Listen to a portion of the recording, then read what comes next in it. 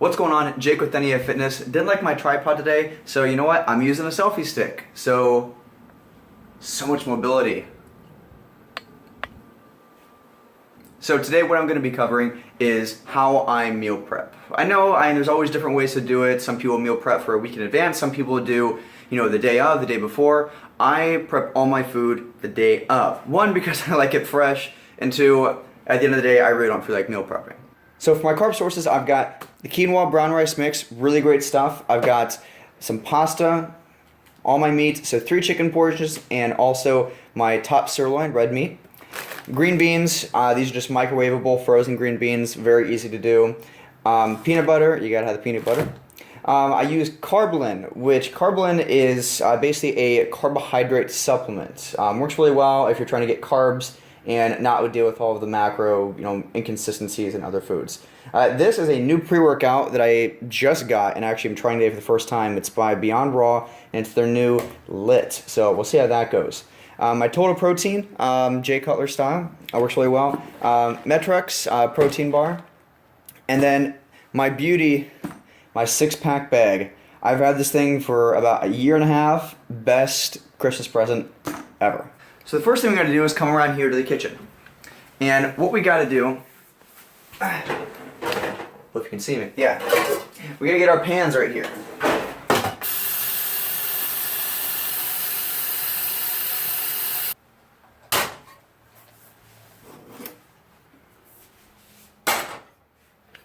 Boom. Now what we got to do is set these probably a little above medium. So, we got our pan set, now we just have to wait for the water basically to heat up. In the meantime, we're going to prep our shake for the day. I know that some people like to make their shake once they're done with their workout. Myself, I like to make it ahead of time, so that way when I come home in the fridge, it's nice and cold. Big thing we want to get is our food scale. My food scale, in my opinion, is probably one of my top 3 items in the kitchen that I love the most. This thing, honestly, probably the top thing I love the most, because this thing is freaking amazing.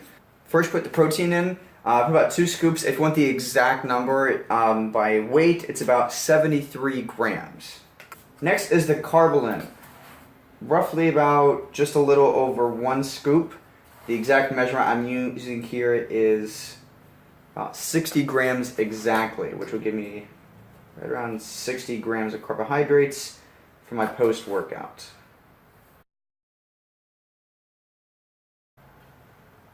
As you can tell, I'm really tedious. Lastly, peanut butter. This measurement is so small, I'm literally using, I think, half a tablespoon, which by weight is about like 8 grams, which really isn't anything. It's because my fats are a little bit lower on my training days. Now that we have everything in our blender, it's time to blend.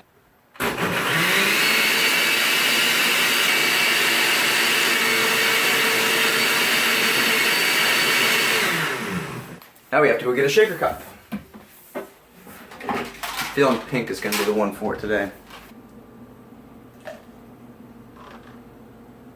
Now we technically have our first meal done. Now we got to put the pasta in.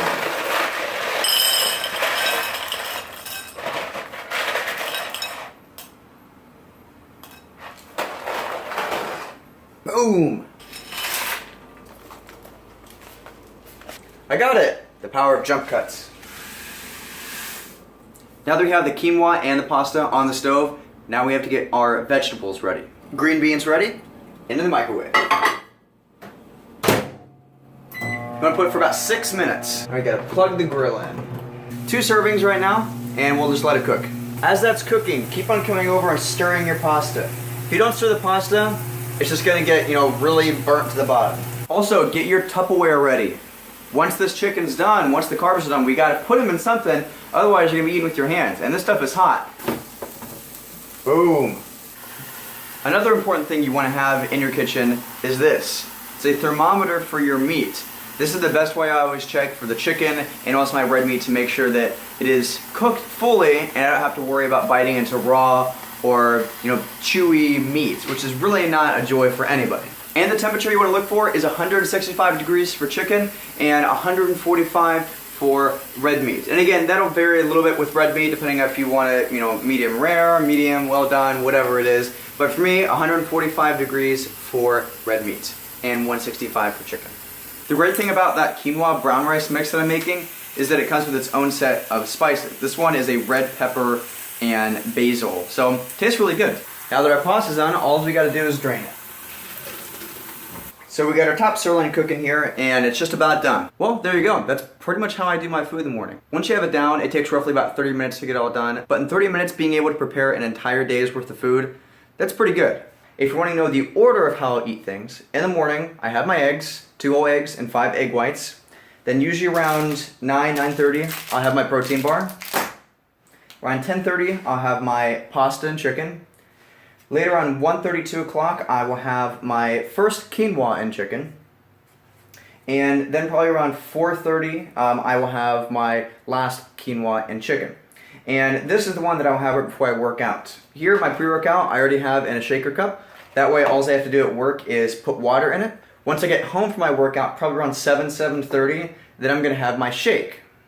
And then at nighttime, usually around, quarter till 10 o'clock, I'll have my last meal, and then I go to bed probably around 11:10. So that's it. Meal prepping isn't a hard thing to do. You basically just have to have the commitment, the discipline, and be willing to put in the effort, really. Once you do that, it's not really that hard of a thing. You basically just have to have that dedication. So how do you guys meal prep? Do you prep the entire week in advance, the night before, the morning of? Whatever it is, comment in the section below. That's what it's there for. Like, subscribe, and other than that, I'll see you next time, guys. Oh. I just realized I have to go to work.